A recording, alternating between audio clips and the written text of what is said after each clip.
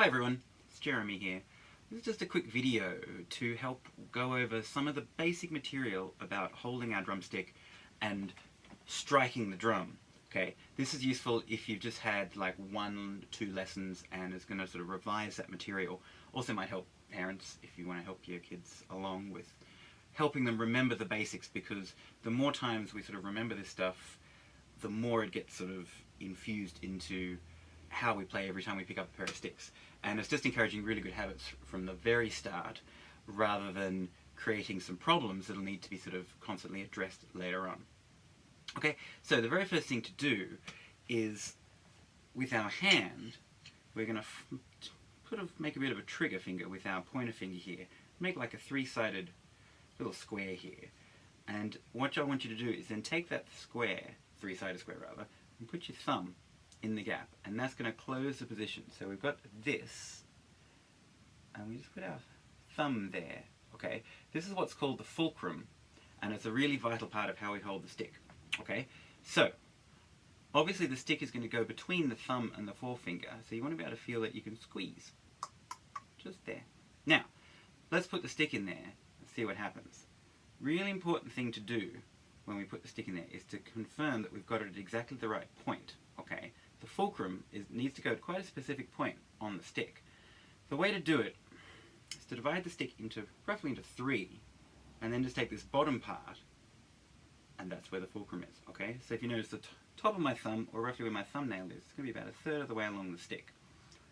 So note, we've got our little three-sided square here, and then the thumb is pointing to the top of the stick. This is quite important, points to the top of the stick, and it completes that little square. So the stick is quite snug between the forefinger and the thumb. Okay? The other fingers are going to wrap totally around the stick. Alright?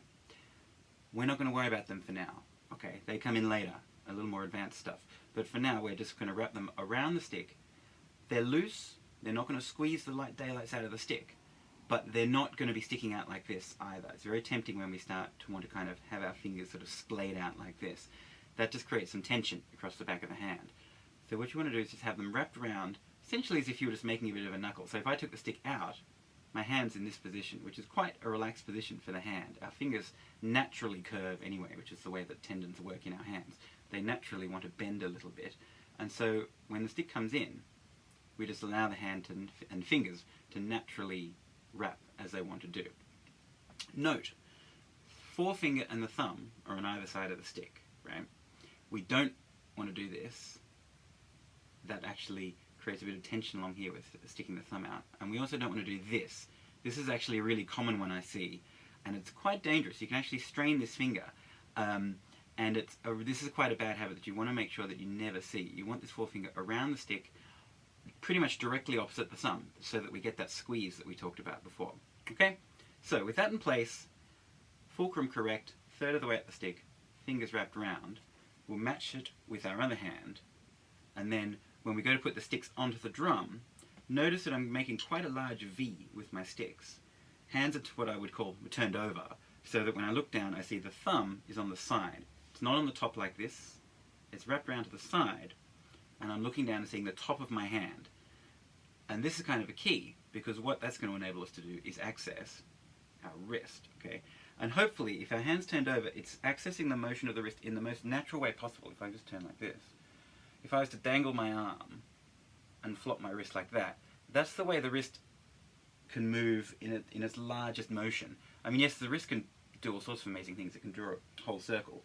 And so it's very tempting when we hold a drumstick, we can actually, you know, it's like a magic wand. I can do all this jazz with it. But we want to find this one, okay? It's essentially, you know, if I'm looking at turning my palm face up, then I'm doing this motion. But the same thing going down, so trying to not do side to side or around a circle, straight up and down. And then when I put the stick in, we do our best to keep that alignment, okay? It's tempting to either go this way or to really bend this way. And you'll often see that when you play, your sticks are very parallel. That's because we're really contracting around here, and that's just causing tension. So what we want to do is keep the wrist quite straight and really no tension on either side. We're not using any muscles here. And as much as we can, we keep that in position. And the quick way to find that is just to see that you've got this big V with the sticks. Okay, that means that we're not doing this, and we're not also sort of jamming them out like this. Okay, it's about 90 degrees, a little under 90 degrees is where it is. Okay, so that sort of will set you up for basic grip, basic playing position, and give you a good reference for when you need a little, reminding of how all this stuff is going to work for you.